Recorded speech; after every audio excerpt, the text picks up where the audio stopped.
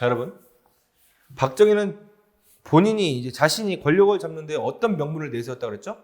그렇죠. 경제입니다. 경제. 이 경제를 발전시켜야 내가 대통령직을 유지할 수 있고 내가 대통령이 될 수 있는 명분이 확고히 서는 거다라고 믿고 있었으니까요. 그래서 보통 쉽게 경제박정희, 이게 3공을 보통 경제박정희 이런 식으로 많이 얘기하기도 하는데 그 내용을 좀 볼게요. 크게. 한일협정과 베트남 파병이라는 이 큰 두 개의 사건이 있습니다. 이 한일협정을 맺게 된 배경에 대해서 좀 몇 가지 설명드릴까요? 이 박정희 대통령은요, 이 군인 시절에요, 남로당에 가입했었던 전력이 있었습니다. 그 남로당이 뭐냐면요, 그 남조선 노동당이에요. 그러니까 공산주의 세력입니다. 거기에 박정희 대통령이 그 장교 시절에 가입하게 되거든요. 근데 이게 들통이 나서 박정희 대통령이 죽을 고비에까지 빠져요. 그 나중에 이제 그거에 이제 탈출하게 되지만. 근데 박정희가 이제 대통령이 되고 나서 가장 박정희를 걱정했던 게 누구였는지 아세요? 미국이었습니다. 미국은 남한이 공산화되는 걸 싫어해가지고 6.25 전쟁에도 참전했던 나라입니다. 그래서 남한을 구해줬잖아요. 그래서 막 남한을 공산주의 만들 수 없으니까. 근데 공산주의 이력했던 사람이 대통령이 되었다. 이거 죽 써서 개준 거 아니냐. 미국 입장에서는 이렇게 볼 수도 있는 거죠. 그래서 박정희는 의심하게 됩니다. 박정희는 이 대통령이 대한민국 대통령이 된 상황에서요, 이 미국의 의심을 바로 떨쳐내는 의무가 생기는 거고요. 또 하나는요, 이 경제를 발전시키겠다고 하는데 경제를 발전시키기 위해서는 뭐가 필요하죠? 아니, 돈이 필요하죠, 여러분. 어디서 갈 거고, 근데. 아무것도 없는, 이 남한 땅에서 그 당시에 아무것도 없었죠, 아무것도. 뭐 삼성인, 현대니, 뭐 말할 것도 없어요, 그런 거. 돈을 갖고 와야 되는데. 이 돈을 어디서 처음에 갖고 와서 그걸 가지고 경제 개발을 할 것인가? 일본으로부터 갖고 올 수 있겠다. 일본이 우리에게 배상해줘야 될 의무가 있었잖아요. 왜? 1910년도부터 1945년까지 이 35년 동안 일제치하에 있으면서 우리가 배상을 받아야 되잖아요. 오케이. 미국의 의심을 떨쳐버린다. 일본이랑 합의하니까. 왜? 일본 정부는 미국의 꼭두각시였기 때문에. 그리고 또 하나, 경제개발을 하기 위해 돈이 필요하다. 이런 두 가지 큰 틀에서요, 그 큰 틀을, 목적을 달성하기 위해서 바로 한일협정을 맺게 되는 것이거든요. 그거 보면요, 그 전에 군사정부 시절에요, 미리 김종필이라고 하는 박정희 오른팔이었습니다. 그 당시에. 이 김종필과 일본 수상 오이라가 비밀회담을 갖게 되면서, 일본으로부터 우리나라가 좀 차관을 지원받고, 좀 무상으로도 돈 좀 받고, 뭐 나중에 돈 좀 꺼주기도 하고, 이런 식으로 해서 회담을 하고 나서요, 그 협정을 체결하게 되는 겁니다. 대통령이 되고 나서. 그게 바로 한일협정 체결이라고 합니다. 근데 이 당시에 또 문제가 하나 있죠. 여러분들, 1910년부터 45년까지 제가 뭐라 그랬어요?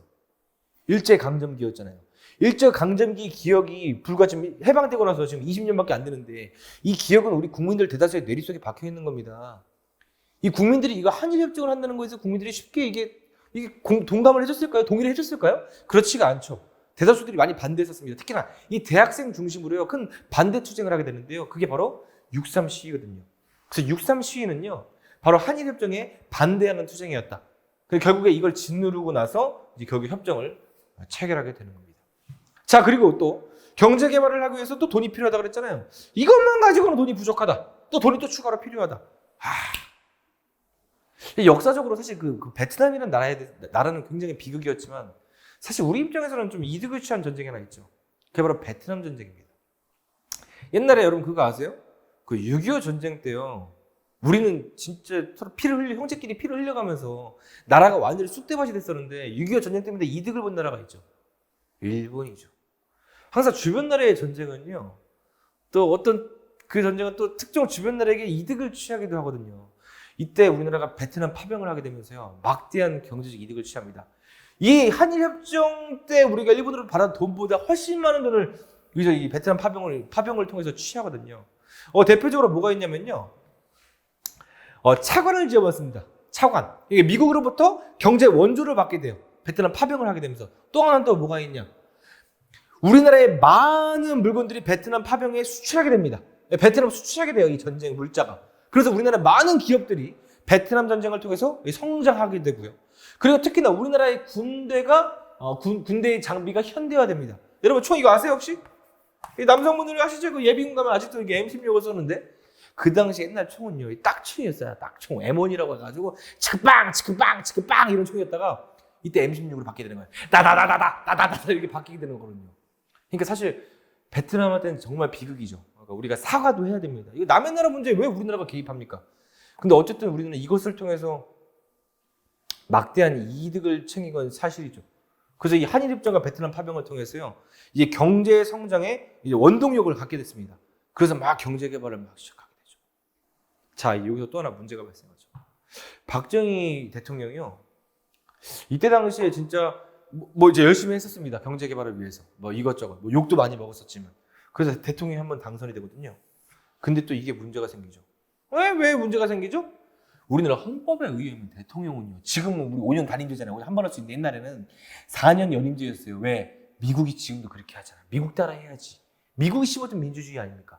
4년 중임제라고 합니다. 그럼 두 번 할 수 있는데, 이게 박정희가 당선이 됐는데 이 문제가 생긴 겁니다. 또 대통령을 하고 싶은데, 이것도 내가 해야만 우리나라 경제가 발전된다고 믿고 이런데 본인은 이거 어떻게 또 한 번 할 수 없냐? 헌법을 바꿔야 됩니다. 그래서 헌법에 손을 대게 됩니다. 그게 뭐냐면요, 육차개헌이에요. 그러니까 두 번째 대통령이에요. 이 두 번째 대통령. 한 번 더 나가고 싶은 겁니다. 그 헌법을 바꿔야 돼요. 그래서 69년에 한 번 바꾼다면 71년도에 세 번째 대통령이 출마하게 되면서 당선이 되게 되거든요. 이때 이 세 번째 대통령 선거랑 관련된 유명한 영화가 하나 있죠. 얼마 전에 개봉했었던 영화. 바로 킹메이커. 그 설경구 씨랑 이성윤 나왔던 거. 아주 진짜 너무 잘 만든 영화예요. 너무 재밌는 영화. 너무 재밌게 봤어요. 여러분도 꼭 보세요, 나중에요. 이 세 번째 대통령이 나오면서 박정희가 또 한 번 당선되게 됩니다. 그리고 이제 301 시대가 이렇게까지 이어져 온 겁니다. 자, 이제 그 다음에 마지막 시대가 뭡니까, 여러분? 40이죠, 40. 제가 군정 박정희, 30 박정희, 40 박정희 했잖아요. 이 40은 또 무슨 박정희라고 그랬죠? 유신 시대니까 유신 박정희로 기억해 주시면 되거든요. 자, 유신 박정희 시대로 넘어갈게요.